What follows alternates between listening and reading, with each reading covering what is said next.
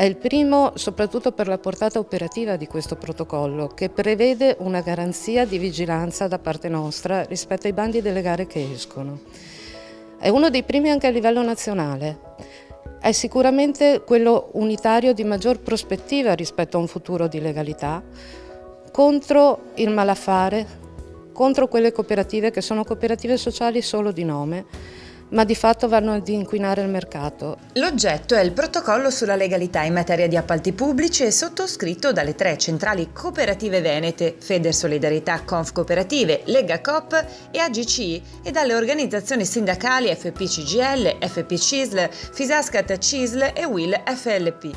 Un patto e un impegno comune per favorire la legalità negli appalti, per porre delle regole certe che tutti debbano rispettare, perché l'affidamento degli incarichi non venga dato con la logica del massimo ribasso, ma anzi guardando alla qualità del servizio e nello stesso tempo ai lavoratori e a chi viene offerto il servizio stesso. Quello che si vuole contrastare in particolare è il fenomeno del dumping sociale e contrattuale e la concorrenza sleale. Dumping sociale e contrattuale è un sistema, un modo illecito che tende a favorire un tipo di concorrenza sleale perché utilizza degli strumenti che appunto sono illeciti ai confini della legalità e mette in campo dei comportamenti che sono scorretti. Lo riportiamo all'interno del nostro protocollo proprio perché il sistema del massimo ribasso, come sistema maggiormente utilizzato dall'ente pubblico nell'aggiudicazione delle gare di appalto, fa sì che rende più favorevole utilizzare queste forme di concorrenza sleale, di dumping contrattuale e anche salariale, tali per cui vanno soprattutto a incidere in maniera negativa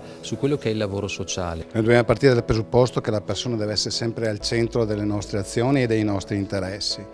Quindi persone in questo caso intendiamo sia le persone che hanno necessità di assistenza e anche le persone che danno assistenza. E ancora il protocollo rappresenta un impegno comune anche nei confronti di un settore, quello delle cooperative, che vuole mettere ordine e premiare le vere cooperative, non quelle cosiddette spurie che gettano fango sui valori stessi della cooperazione. Sistema cooperativo che ha retto nonostante la crisi anche in Veneto, dove si contano 824 cooperative iscritte all'albo regionale che danno lavoro a 35.000 persone e assistenza a 500.000 cittadini. Un sistema che mette assieme capacità imprenditoriale di innovazione e politiche di welfare del territorio. Un protocollo che diventa per noi uno strumento operativo, uno strumento dove vogliamo effettuare un contratto e una vigilanza sugli appalti e su come vengono emessi i bandi, affinché non vengano favorite sempre delle imprese che non sono sociali o sono sociali solo di nome. A rafforzare e sottolineare l'impegno si è svolta a livello nazionale, con ottimi risultati anche in Veneto, la campagna Stop alle false cooperative, iniziata a maggio del 2015 e promossa dall'Alleanza delle Cooperative Italiane. Proprio la settimana scorsa abbiamo raggiunto il numero di 100.000 firme in tutta Italia, solo in Veneto ne abbiamo raccolte 5.000, lo consideriamo uno straordinario traguardo, favoriti anche dall'alleanza con le organizzazioni sindacali CGL, CISL e WIL e anche con Don Ciotti, il fondatore di Libera, proprio per far emergere questa nostra volontà di raggiungere un livello di legalità, di mandare cioè questo messaggio forte e chiaro a tutti, in primis alle istituzioni, che noi cerchiamo di privilegiare non il prezzo, non vogliamo essere messi in gara sui costi e sul prezzo, ma vogliamo competere sulla qualità dei nostri servizi. Entrando nel vivo del protocollo, sono poche ma chiare le responsabilità che le committenze, per capirsi l'ente pubblico, dovrebbe adottare e applicare per gli affidamenti dei servizi in appalto, per un sistema trasparente e rispettoso delle regole. Allora i vincoli che noi intendiamo vengano precisati e garantiti per combattere la concorrenza sleale è proprio quella di inserire le clausole sociali che devono garantire la buona occupazione, tutta l'occupazione che è in essere, la buona occupazione e soprattutto iniziare a ragionare anche di accogliere gli svantaggiati. Il secondo vincolo che poniamo è quello di dire che devono essere comunque inserite nelle gare, che le offerte devono essere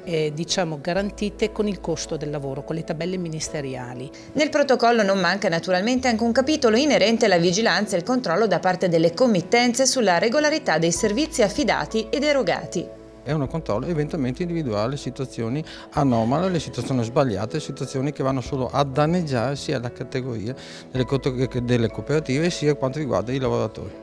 Di qui l'appello rivolto alle istituzioni già contattate, in primo luogo la Regione Veneto, il suo presidente Luca Zaia e l'Associazione dei Comuni, l'ANCI, perché prendano in mano le redini della situazione e istituiscano un tavolo di confronto e operativo al tempo stesso. Istituzioni che hanno già fatto sapere di essere interessate alla cosa e che presto convocheranno i firmatari del protocollo.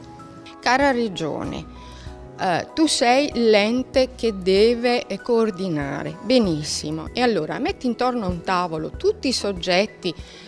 che fanno parte, che si chiamano i committenti, insomma, quindi USL, anche le aziende sanitarie, i comuni, quindi l'ANCI, ci si parli veramente, si faccia rete, si agisca, si cerchi di trovare insieme degli strumenti da mettere a disposizione poi degli stessi enti committenti per vigilare su tutto l'iter, quindi il processo degli appalti prima, durante e dopo, sia nel controllo che tutte le pratiche sono quelle corrette e anche per tutelare i lavoratori, perché noi abbiamo questo doppio ruolo, no?